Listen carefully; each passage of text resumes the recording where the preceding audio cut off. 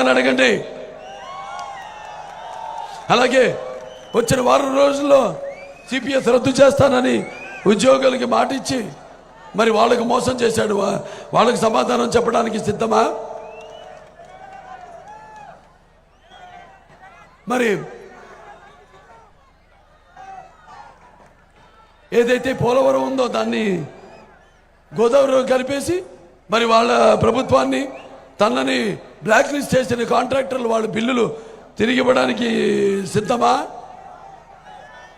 నా బీసీలు, నా ఎస్సీలు, నా ఎస్టీలు, నా మైనారిటీలంతా మరి చంపిన శవాల్ని డోర్ డెలివరీ చేసి నిందితుల్ని కాపాడుతూ మరి రైలు కింద పడి ఆత్మహత్య చేసుకున్న ఆ కుటుంబం వాళ్ళకి ఆ ప్రాణాలు తిరిగి ఇవ్వడానికి సిద్ధమా అని అడగండి. అలాగే ఒక పిల్లాడు తన అక్కని వేధిస్తున్నారని అడిగితే ఆ పిల్లాడి మీద కెరోసిన్ పూసి అతన్ని చంపేశారు. మరి అతని కన్నీళ్లతో ఆ కుటుంబం కన్నీళ్లు తొడవడానికి సిద్ధమా? అలాగే ఈ యొక్క రైతులు ఇవాళ మనం చూసుకుంటే ఇక్కడ కాకాని గోవర్ధన్ రెడ్డి ఉన్నాడు. కాకమ్మ కబుర్లు చెప్తాడు ఎక్కువ. అంటే నోరు తెరిస్తే అబద్ధం, కళ్ళు పడితే కబ్జా. కాకాని గోవర్ధన్ రెడ్డి వ్యవసాయ శాఖ మంత్రి. ఇవాళ మరి ఎంతమంది రైతులు ఇవాళ మన దేశంలోనే మొదటి స్థానంలో ఉన్నాం అప్పుల్లో, ఆత్మహత్యల్లో. వాళ్ళందరికీ సమాధానం చెప్పడానికి సిద్ధమా అని అడగండి. అలాగే ధరలు ఇవాళ ఆకాశానికి అంటుకుంటున్నాయి.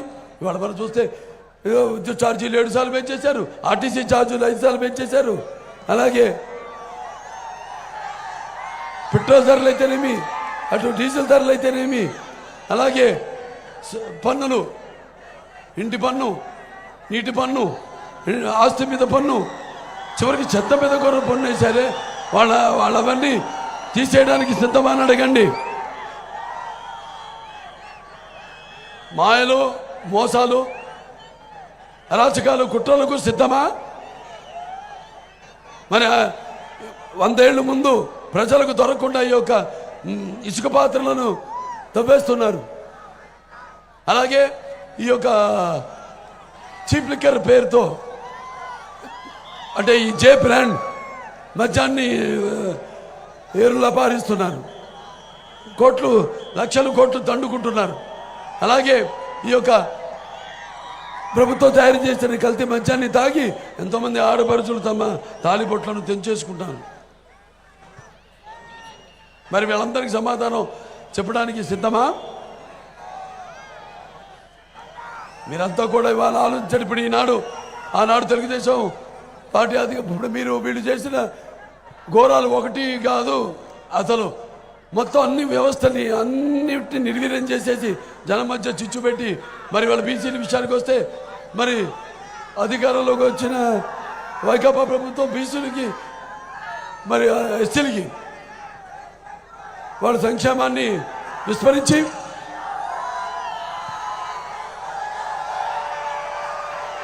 మరి వాళ్ళని చిత్రహింసలు పాలు చేయడమే ఒక లక్ష్యంగా పెట్టుకున్నారు. ఇవాళ మనం చూస్తున్నాం అక్కడ మన కోవిడ్ విపత్కర పరిస్థితుల్లో మరి మాస్క్ అడిగితే డాక్టర్ సుధాకర్ని ఆయన మానసిక క్షోభ గురి చేసి బలవన మరణానికి కారకుడు అయ్యారు. అలాగే ఈ యొక్క జడ్జి రామకృష్ణ ఆయన కూడా పలు కేసులు పెట్టి ఆయన కూడా మానసిక క్షోభానికి గురి చేశారు. అలాగే ఇదేంటని ఈ యొక్క ప్రభుత్వ వ్యతిరేకాన్ని, పద్ధతుల్ని, వాళ్ళ అరాచకాన్ని ప్రశ్నిస్తే పేద ఎస్సీలకు శిరోమండనం చేయించారు. అలాగే ఈ యొక్క ఎవరైతే ఈ యొక్క రాజధాని గురించి ఉద్యమించిన నాయకుల మీద ఎస్సీ కేసులు పెట్టారు. అలాగే ఈ యొక్క ముస్లిమ్స్ విషయానికి వస్తే మన ముస్లిం మైనారిటీ సోదరిమణులు ఉన్నారు ఇక్కడ. అలాగే అతని ఎమ్మెల్సీ ఆనందబాబు దళితుడైన తన డ్రైవర్ని హత్య చేసి ఆ శవాన్ని డోర్ డెలివరీ చేయించారు. ఆనాడు తెలుగుదేశం ఎస్సీల కోసం ప్రవేశపెట్టిన 25 పథకాలన్నింటినీ రద్దు చేసేసాడు. ఇవాళ ఇలాంటివి ఎన్నో, అసలు ఒకటని కాదు, ఏవైతే మనం ఫైనాన్స్ ఈ కార్పొరేషన్స్ ఉన్నాయో బీసీ, ఎస్సీ, ఎస్టీ, మైనారిటీ, అప్పుడు మనం తెలుగుదేశం అధికారంలో ఉన్నప్పుడు సుమారుగా 75,000 కోట్ల రూపాయలు అన్నిటికీ మంజూరు చేయడం జరిగింది, అన్నీ కలిపి. మరి వాళ్ళన్నింటినీ నిర్వీర్యం చేసేసి వాళ్ళన్నింటినీ మళ్లించేశాడు మొత్తం ఆ నిధులన్నింటినీ. ఇవాళ మరి మన భారం, అప్పు భారం ఇవాళ రాష్ట్రం మీద సుమారుగా 11 లక్షల కోట్ల రూపాయలు ఉంది. మనకిచ్చేదేమో ఈ పథకాల పేరుతో ఈ 3 సంవత్సరాలు గడిపేశాడు రాజధాని పేరుతో. ఆ తర్వాత ప్రభుత్వం ఎలా నడపాలో చేతగాక ఈ యొక్క నవరత్నాలు ప్రవేశపెట్టి మన నవనాడులను విరిచేశాడు. తన అహంతో మన మెడలను విరిచేశాడు, మంచేశాడు. అలా మనం ఇప్పుడు మన ఒక్కొక్కరి మీద భారం ఎంత ఉందో మీరు ఒకసారి ఆలోచించాలి. అప్పుల భారం సుమారుగా 10 లక్షలు ఉంటుందండి. ఒక్కొక్కరి మీద 10 లక్షల రూపాయల భారం. రేపు మనం తీర్చాలి అప్పులు. ఎలా తీర్చడం కాదు, మనల్ని కొంతమంది ఉద్యోగాలు కాసుకొని వెలసెళ్తుంటారు. అతనికి కావాల్సింది అది కాదు, పూర్తిగా మనం ఈ రాష్ట్రాన్ని వదిలి వలస వెళ్ళిపోవాలని మొత్తం అందరం. రేపు ఈ భూమి మీది కాదు, మీ ఆస్తి మీది కాదు.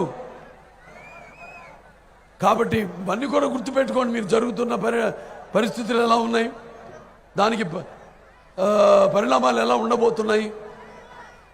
ఇవాళ తెలుగుదేశం ఈ యొక్క సూపర్ 6 మేనిఫెస్టోతో మీ ముందుకు వచ్చింది. మహిళలు ఆనాడు పుట్టిన ప్రతి బిడ్డకి 15,000 రూపాయలు ఇస్తానని మరి కేవలం ఒక బిడ్డకి ఇచ్చిన మాట నిలబెట్టుకొని మహిళల ద్రోహి జగన్. ఇప్పుడు ఇవాళ తెలుగుదేశం పార్టీ తన మేనిఫెస్టోలో ప్రతి మహిళకు కూడా సంవత్సరానికి 3 గ్యాస్ సిలిండర్లు, అలాగే బస్సులో ఉచితంగా ప్రయాణం చేసే సౌకర్యం, అలాగే ఈ యొక్క ప్రతి మహిళకి 1,500 రూపాయల నెలకి, అలాగే పుట్టిన బిడ్డకి ఎంతమంది బిడ్డలు ఉంటే వాళ్ళు చదువుకునే పిల్లలకి వాళ్ళకి 15,000 రూపాయలు, అలాగే ఏదైతే ఈ వృద్ధాప్య పింఛన్ ఉందో అవల తాతలు పింఛన్ ఏదైతే 2 లక్షల మందికి తీసేశాడో మళ్ళీ దాన్ని 3,000 కాకుండా దాన్ని 4,000 ఇస్తామని మన మేనిఫెస్టోలో ప్రకటించడం జరిగింది. అలాగే రైతులు ఉన్నారు, వాళ్ళందరూ కూడా సంవత్సరానికి 20,000 రూపాయల బీమా, అలాగే నిరుద్యోగ యువత ఉన్నారు, వాళ్ళందరూ కూడా నిరుద్యోగ ప్రతి 3,000 రూపాయలు. ఇలా అలాగే జాబ్ క్యాలెండర్, మెగా టీఎస్సీ, ఇలా మనకి 2020 విజన్తో ముందుకు వచ్చిన చంద్రబాబు నాయుడు గారు ఆ రోజు ఇవాళ 2047 విజన్తో మళ్ళీ మేము ముందుకు వచ్చాము. ఆనాడు కట్టుబట్టలతో మనం వచ్చాము. అయినా తిరిగి మన లోటు బడ్జెట్ మనం పూడ్చుకున్నాము. అభివృద్ధి అలాగే సంక్షేమం విషయంలో ఆనాడు అందరికీ తోఫాలు ఇచ్చేవారు, మన కానుకలు ఇచ్చేవారు, పండగలకి గిఫ్ట్లు ఇచ్చేవారు. అవన్నీ రద్దు చేసేసాడు. అలాగే ఈ అన్న క్యాంటీన్లు ఏవైతే ఉన్నాయో రెక్కడితే కూడా ఒక్కడని నిరుపేదలకు దారిద్ర్య రేఖ కింద ఉన్న వాళ్ళందరూ కూడా మరి 5 ఏళ్ళు నోట్లోకి వెళ్ళే ఒక సౌలభ్య ఆహారాన్ని అందించే ఒక సౌలభ్యం కల్పించారు. అవన్నీ కూడా రద్దు చేసి మొత్తం అన్నీ కూడా ఇప్పుడు నేను ఒంటరివాడిని అంటాడు. మరి ఒంటరివాడు ఎలా అయ్యాడు? అమ్మని చెల్లిని కట్టేశాడు. మరి ఎంతోమందిని పెట్టుకుంటాడు సలహాదారుల్ని, ఒక్కడి సలహా కూడా తీసుకోడు. ఒక్క అవకాశం అన్నాడు. మరి ఒక్క అవకాశం ఎలా? అది కోడికెత్తి కావచ్చు, లేకపోతే గొడ్డలి, లేకపోతే గులకరాయి. ఇవన్నీ కూడా గుర్తుపెట్టుకుని మీరు అలాగే ఎవరికి ఎటువంటి లోటు రాకుండా కూడా అందరికీ ఈ ఎస్సీల ఏబిసిడి ఏదైతే ఈ వర్గీకరణ ఉందో ఏబిసిడి దాన్ని మళ్ళీ మనం పంపడం జరిగింది ఆమోదించి మన శాసనసభలో రేపు మళ్ళీ దాన్ని కేంద్ర ప్రభుత్వం కూడా సుముఖంగా ఉంది. అందుకే మన ఎంపీలు కూడా మనం గెలుచుకోవాల్సిన అవసరం చాలా ఉంది. అతనేమో ఎంపీలు ఇవ్వమన్నాడు, మొత్తం రాష్ట్రం కావాల్సినవన్నీ సమకూరుస్తానన్నాడు. ఏది మన రైల్వే జోన్లు తీసుకోవడంలో విఫలమయ్యారు. అలాగే మనకి ఒక ప్రత్యేక హోదా విషయంలో ఏమి చేయలేకపోయారు. అలాగే కేంద్రం నుంచి నిధులను రాబట్టుకోలేకపోయారు. వాళ్ళ ముస్లిమ్స్ ఉన్నారు, మైనారిటీస్, వాళ్ళకి ఏదైతే 4% ఉందో రిజర్వేషను, మరి అది రేపు వాళ్ళ చట్టబద్ధం చేయాల్సిన అవసరం ఉంది. దానికోసం కృషి చేస్తామని సభాముఖంగా తెలియజేసుకుంటున్నాను. అలాగే ఏదైతే ఇప్పుడు రేపు రాబోయే వస్తుంది, తప్పకుండా అమరావతి రాజధాని అవుతుంది. వాళ్ళు చూసాం,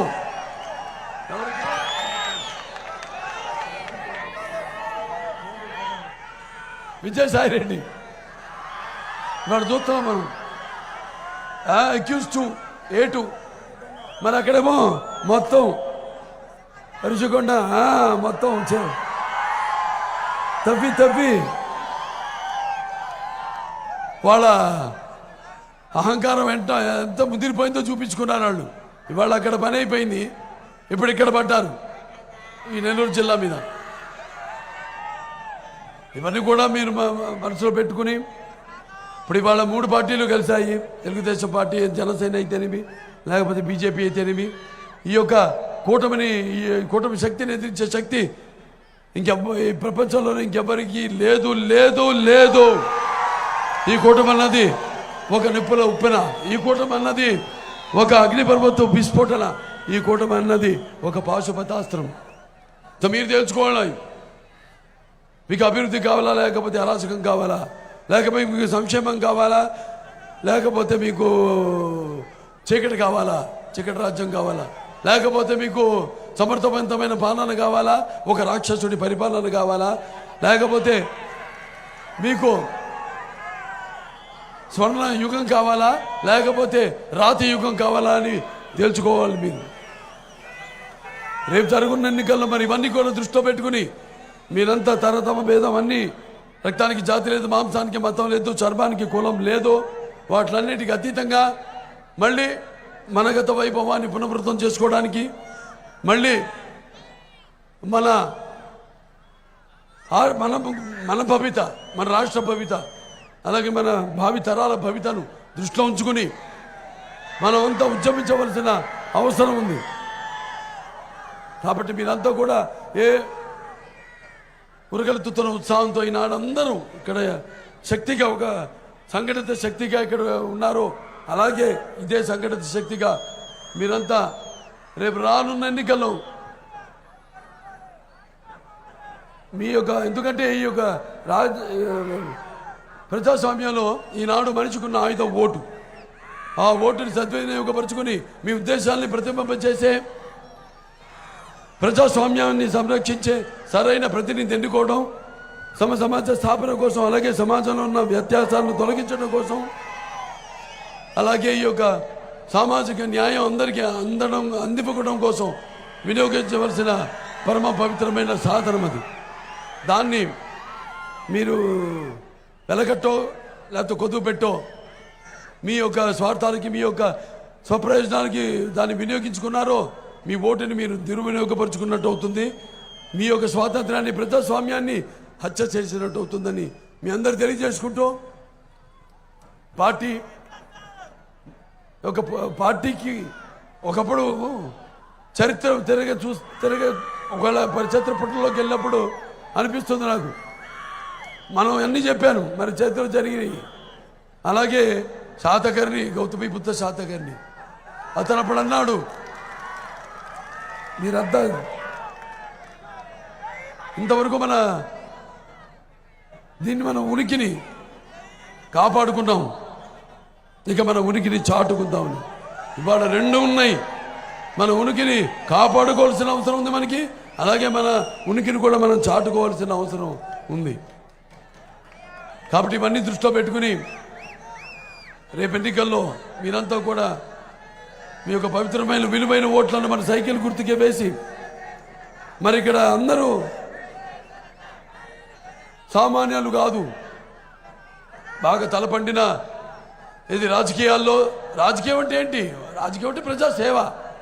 ఇలా ఫైల్స్ దోచుకోవడం, కోర్టులోంచి కాకాని గోవర్ధన్ రెడ్డిలాగా కాకమ్మ కబుర్లు చెప్పే ఫైల్స్ ఏదో. ఇప్పుడు ఇవాళ ఈ యొక్క నెల్లూరు పట్టణాన్ని మనం ఎంతో అభివృద్ధి చేయడం జరిగింది. ఇక్కడ ఇవాళ సుమారుగా ఈ యొక్క నెల్లూరు కార్పొరేషన్ పరిధిలోనే సుమారు 2644 కోట్ల రూపాయలతో సుమారుగా 47,966 ఇళ్ళు మనం నిర్మించడం జరిగింది. అలాగే నెల్లూరు నగర ప్రజల యొక్క చిరకాల కోరిక అండర్ గ్రౌండ్ డ్రైనేజ్ వ్యవస్థ. దానికోసం మరి ఆనాడు తెలుగుదేశం అధికారంలో ఉన్నప్పుడు 581 కోట్ల రూపాయలతో దాన్ని మొదలు పెట్టడం జరిగింది. 90% అయిపోయింది. కానీ ఇప్పుడున్న ఈ ప్రభుత్వం దాన్ని పూర్తి చేసే పాపానికి పోలేదు. దాని తర్వాత ఈ యొక్క నగర ప్రజల యొక్క దాతి తీర్చడం కోసం సంగం బ్యారేజ్ నుంచి మరి వారం మొత్తం 24 గంటలు నిరామయంగా ఈ నీళ్ల సరఫరా కోసం ఆనాడు 582 కోట్లు వెచ్చించి ఇప్పుడు ఉన్న ప్రభుత్వం ఏమో దాన్ని ఇంతవరకు పూర్తి చేసిన పాపానికి పోలేదు. అలాగే మన నెల్లూరు పట్టణానికి తలమానికంగా ఉన్న ఈ యొక్క నెల్లూరు చెరువు కట్ట మీద ఎన్టీఆర్ నెక్లెస్ రోడ్ నిర్మించడం జరిగింది. ఏం తమ్ముడు? అలాగే ఇక్కడ ఎంతో ఈ రొట్టెల పండగ బాషాది ఏదైతే ఉందో దర్గా, దాని అభివృద్ధి కోసం మరి ఆనాడు 20 కోట్ల రూపాయలు వెచ్చించడం జరిగింది. అలాగే ఈ యొక్క 16 కోట్లతో ఈ యొక్క ప్రతిష్టాత్మకమైన రంగనాథ స్వామి గుడి ఘాటు నిర్మాణం అయితేనేమి, శివాలయం కోనేరు యొక్క అభివృద్ధి చేయడం అయితేనేమి జరిగింది.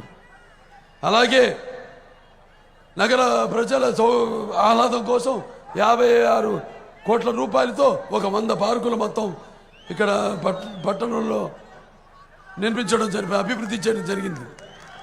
అలాగే అనేక సామాజిక వర్గాల కోసం ఇక్కడ ఈ యొక్క భవనాల్ని ఏర్పాటు చేయడం జరిగింది. అలాగే ప్రభుత్వ పాఠశాల విద్యార్థులకు 3582 బెంచీలు పంపిణీ చేయడం జరిగింది. ఇలా చేసుకుంటూ అభివృద్ధి అలాగే సంక్షేమం రెండు కళ్ళలాగా చేసుకుంటూ వచ్చాము. ఈ యొక్క ప్రభుత్వం వచ్చింది, చేసింది ఏమీ లేదు, శూన్యం. అంతా చెప్పాను వివరంగా. మీరంతా ఇలాగే ఇంకా ఒక సంఘటిత శక్తిగా మీరంతా కూడా ఇప్పుడు ప్రభాకర్ రెడ్డి గారు ఉన్నారు. ఆయనేమో మన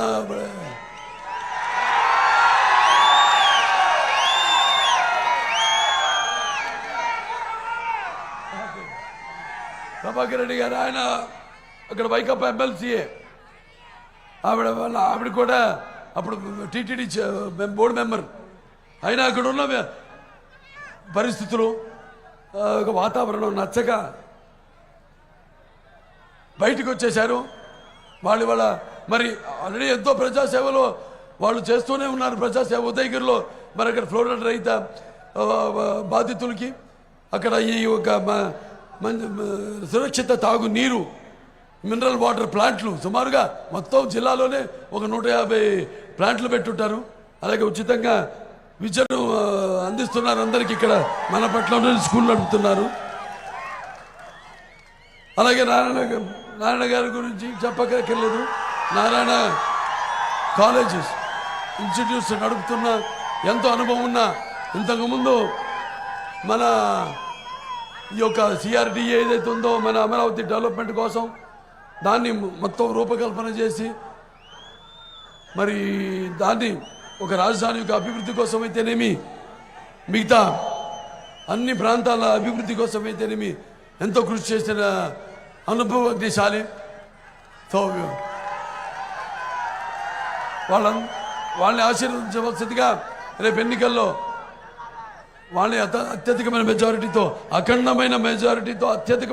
అఖండమైన విజయాన్ని చేకూర్చవలసిందిగా ప్రజాస్వామ్యానికి, మీ యొక్క భవితకు, రాష్ట్ర భవితకు, భావితరాల భవితకు అందించవలసిందిగా కోరుకుంటూ, మరి ఎంతో అభిమానం ఆయన కోటరెడ్డి శ్రీధర్ రెడ్డి గారు రూరల్ అభ్యర్థి. మీ అభిమానుల్లో ఆయన కూడా ఒకడు. ఆయన మీ అభిమానులు ఆయన కూడా ఇంతే, ఎంతో నాలాగే మేమంతా కూడా ఉన్నవాళ్ళం. ఇక్కడ ముక్కుసూటుగా మాట్లాడేవాళ్ళం, గుండె పెద్దలు ఎలా మాట్లాడేవాళ్ళం. ఏది దాచుకునే రకం కాదు మేము. గుండె పెద్దలు ఎలా ముక్కుసూటిగా మాట్లాడే రకం ఏమున్నా కూడా అలాగే అదే నచ్చి ప్రజల్లో మాకున్న ఈ స్వభావమే, మా యొక్క ఈ అంకిత భావం అయితేనేమి, ప్రజాసేవ చేయాలన్న అంకిత భావం అయితేనేమి, అకుంఠ దీక్ష అయితేనేమి, వీటన్నింటినీ పరిగణనలోకి తీసుకుని మమ్మల్ని ఆనాడు మరి గెలిపించడం జరిగింది, శాసనసభకు పంపించడం జరిగింది. మరి ఇప్పుడు అందరినీ కూడా గెలిపించి పంపాల్సిన అవసరం ఉంది. ఇక్కడ 3 పార్టీలు ఉన్నాయి. ఇక్కడ వేరు అన్ని జిల్లాల్లో కూడా అందరు 3 పార్టీలు కూడా మనం పోటీ చేస్తున్నాం. ఇక్కడ అందరినీ గెలిపించాలని మొత్తం అన్ని పార్టీలు ఎలాగైతే ఒక సంఘటిత శక్తిగా ఉన్నారో అందరూ కూడా అలాగే సంఘటిత శక్తిగా మీ ఓట్లని సద్వినియోగపరచుకోవాలని నేను కోరుకుంటూ నేను సెలవు తీసుకుంటున్నాను. అలాగే నా అభిమానులు ఉన్నారు ఇక్కడ, అభిమానులు మరి వాళ్ళు నన్ను ఏమి ఆశించకుండా వాళ్ళు అభిమానిస్తూనే ఉన్నారు. అంటే డబ్బులు కప్పుడు పోకుండా కానీ ఎటువంటి ప్రలోభాలకి లోరు కాకుండా వాళ్ళు కూడా నాతో పాటు ఈ యొక్క సామాజిక సేవలు ఎటువంటి విపత్కర పరిస్థితి వచ్చినా కూడా మన రాష్ట్రానికి, ప్రాంతానికి వాళ్ళు ముందుండి వాళ్ళ సేవలు అందిస్తున్నటువంటి మరి అభిమానులు పొందడం అంటే అది ఏ పూర్వజన్మ సుకృతమో, ఏ రుణానుబంధమో, ఏ మనల్ని విడదీయలేని జన్మల అనుబంధమో కదా అని నాకు అనిపిస్తుంటుంది. ఇటువంటి అభిమానులు నాకు ఉండవు, అది నాకు గర్వకారణం. అది కూడా నా పూర్వ సంపాదించింది ఏంటంటే అది ఒక నా అభిమానం. అలాగే ఆ నాన్నగారు తండ్రి వారసుడుగా సినిమాల్లో వివిధ పాత్రలు నటించుకుంటూ నేను చేసే ప్రతి ప్రయోగాన్ని ఆదరిస్తూ అభిమానిస్తూ నా వెన్ను తట్టి నన్ను ముందుకు నడిపిస్తున్న ప్రేక్షక దేవుళ్ళు, అలాగే నా హిందూపూర్, నా నియోజకవర్గ ప్రజలు, మీ అందరికీ నేను ఎంతో రుణపడి ఉన్నాను. ఇంకా ముందు ఇంకెంతో ఉంది రుణం తీర్చుకోవాల్సింది.